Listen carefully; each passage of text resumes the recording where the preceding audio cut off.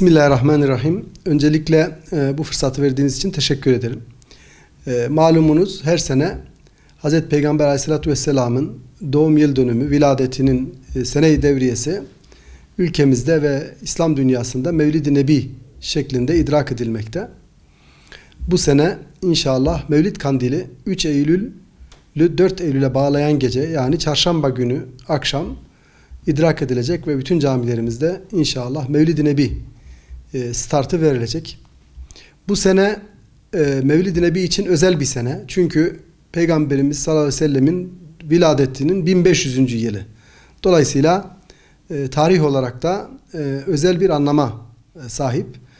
Bu sebeple bu yılki Mevlid-i Nebi daha özel ve daha içerikleri dolu. Aynı zamanda da süre olarak bir hafta değil, 2025-26 döneminde bir yıl boyunca önümüzdeki dönem Mevlid-i Nebi'ye kadar Hazreti Peygamber'in hayatı, özelde aile teması, genelde de Peygamberimizin örnekliği toplumun her kesimine ulaştırılacak şekilde farklı etkinliklerle idrak edilecek.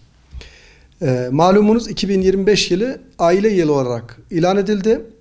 Aile yılı Peygamberimiz Aleyhisselatü Vesselam'ın Mevlid-i Nebisi ile bütünleşince Peygamberimizin aile hayatı, aile örnekliği, aileye verdiği önem ve aile bireyleriyle ilgili Peygamberimizin davranışları, tutumu ve sünnetini bu sene Mevlid-i Nebi kapsamında insanlarımıza ulaştırmaya, anlatmaya ve onu en iyi şekilde anlamaya gayret edeceğiz. Bu vesileyle birkaç başlığımız var. Peygamberimiz Aleyhisselatü Vesselam'ın aile hayatı, eşleriyle olan diyaloğu, çocuklarıyla olan diyaloğu, komşularıyla ve ailenin diğer bireylerinin tamamını kapsayacak şekilde farklı başlıklarla insanlarımıza, cemaatimize Mevlid-i Nebi'yi ulaştırmaya, anlatmaya çalışacağız. Bu başlıklardan biri Hazreti Peygamber'in aileye kazandırdığı ve biz bunu Hazreti Peygamber ile aile huzur buldu şeklinde bir başlıkla inşallah insanlara ulaşacağız. Günümüzde ailelerin yaşamış olduğu en büyük sıkıntı huzursuzluk, mutsuzluk ve aile içi tartışmalar neticesinde de birçok ailenin maalesef dağılmasına sebep olan sorunlar yaşanıyor. İşte biz buna yönelecek ve Hazreti Peygamber'in ailede huzuru nasıl yakaladığını ve huzur yollarının neler olduğunu Hazreti Peygamber'in hayatına bakarak, örnekler sunarak ve insanların onu örnek almasını, onun ailesini örnek almasını salık vererek anlatmaya gayret edeceğiz. Yine günümüzde aslında sadece ailenin değil, insanlığın bir buhranda olduğunu söyleyebiliriz. Savaşların, şiddetin, soykırımların ve daha birçok insanlığı tehdit eden kötülüklerin kol gezdiği bir dünyada insanlık peygamberle huzur buldu şeklinde bir başlıkla insanlara Hazreti Peygamber'in sadece Müslümanlara değil bütün insanlığa sunduğu örnek bir modeli insanlara anlatmaya çalışacağız. Çünkü Peygamber Aleyhisselatü Vesselam'ın en önemli şiarı yaratılanı yaratandan ötürü sevme ilkesidir. Biz insanı Allah'ın yarattığı bir kul olarak görür ve ona göre davranırız. Peygamberimiz de savaşta dahi kendisine saldırmayana el kaldırmamış ve onun canını emniyete almış, onu kutsal saymıştır, mukaddes olarak görmüştür. Dolayısıyla insanlık Hazreti Peygamberle huzur buldu şeklinde bir başlıkla inşallah bu sene Mevlid-i Nebi'yi anlatmaya gayret edeceğiz. Yine toplumda yetim ve mazlumun, yetim ve yoksulun, yetim ve öksüzün öne çıkarılacağı, yetimlerin daha çok anlatılacağı, Hazreti Peygamber'in yetimlere verdiği önem, ailesi ve hayatında yetimlere dair yapmış olduklarını öne çıkararak yetimlerin hamisi Hazreti Peygamber cümlesiyle yola çıkacak ve yetimlerle ilgili birçok çalışma yapmaya çalışacağız. Malumunuz toplumumuzun büyük bir kesimini yaşlılar oluşturmakta. Günümüzde yine yaşlılarımızın gerçekten yalnız kalma tehdidiyle karşı karşıya olduğunu söyleyebiliriz.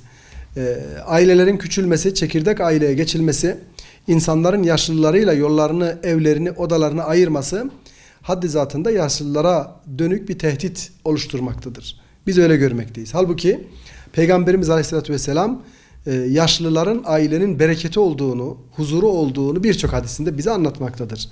Yaşlılar peygamberle huzur buldu şeklinde bir cümle ile yola çıkacak ve yaşlılarımızın Hazreti Peygamber'in hayatından nasıl yer ettiklerini, neyi hak ettiklerini ve onlara karşı muamelemizin ne olacağını Peygamberimizin hayatından örneklerle inşallah bu sene aile yılı kapsamında Mevlid-i Nebi'yi anlatmaya gayret edeceğiz.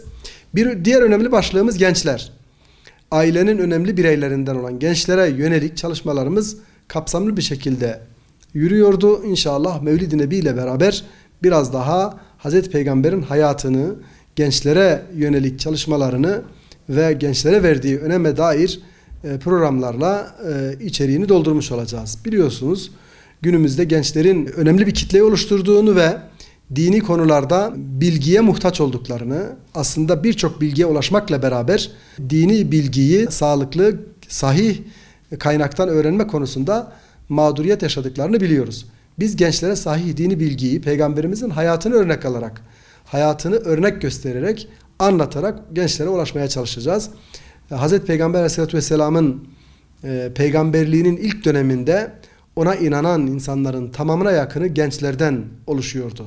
21 yaş, 7 yaş arası gençler Peygamberimizin etrafını doldurmuş ve o gençlere ayrı bir önem veriyordu. Biz bunu esas alarak gençlere ulaşmaya çalışacağız. Yine çocuklar Peygamberimizle sevgiyi hak etti ya da sevgiyi buldu şeklinde bir başlıkla çocuklarımıza Peygamberimizi anlatacağız.